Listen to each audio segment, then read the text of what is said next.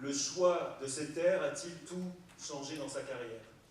Eh bien voilà, pendant des années, inconsciemment ou délibérément, en tout cas c'est ce qu'elle m'a raconté, elle avait choisi de se faire entendre en audition dans un répertoire, disons, de bel canto. Alors en deux mots, le bel canto, c'est cette tradition des castrats et prima donna de l'opéra baroque italien qui poussait jusqu'au plus haut point d'habileté technique des prouesses vocales époustouflantes. Trilles, vocalises, notes piquées, roulades, cadences improvisées ou bien des notes tenues très longuement sur des points d'orgue, etc. Et René Fleming, élevé dans un environnement musical, est extrêmement fasciné, impressionné par cette façon de chanter, et elle aussi, elle avait à cœur, en premier lieu, de prouver toutes ses capacités de vélocité, de virtuosité, de perfection technique.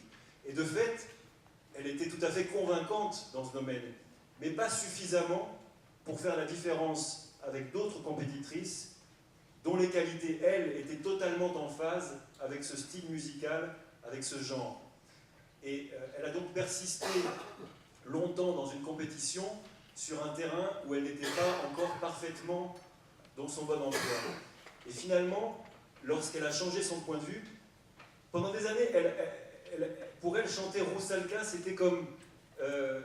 voilà, c'est ce qu'elle m'a exprimé. C'était comme déchoir par rapport à ses rêves. C'était comme s'abaisser à une facilité. Et c'est pour ça qu'elle a persisté de cette façon pendant vraiment des années, alors qu'on lui conseillait d'aller sur un autre répertoire. Et lorsqu'elle a pris la décision d'essayer ça, de chanter cet air de la lune qu'elle trouvait limite une sorte de crossover, eh bien, elle a fait un tel tabac qu'elle est devenue totalement incontournable et qu'on se l'est arrachée sur la planète opéra depuis maintenant plus de 20 ans. Et non seulement, c'est ça qui est beau, non seulement elle s'est imposée dans ce répertoire, mais en plus, petit à petit, année après année, elle s'est également imposée dans un répertoire très varié, y compris celui du bel canto. Alors voilà, j'ai trouvé que c'était une belle parabole parce qu'elle est universelle. Elle nous dit finalement que pour trouver sa voix, il faut comprendre qui l'on est.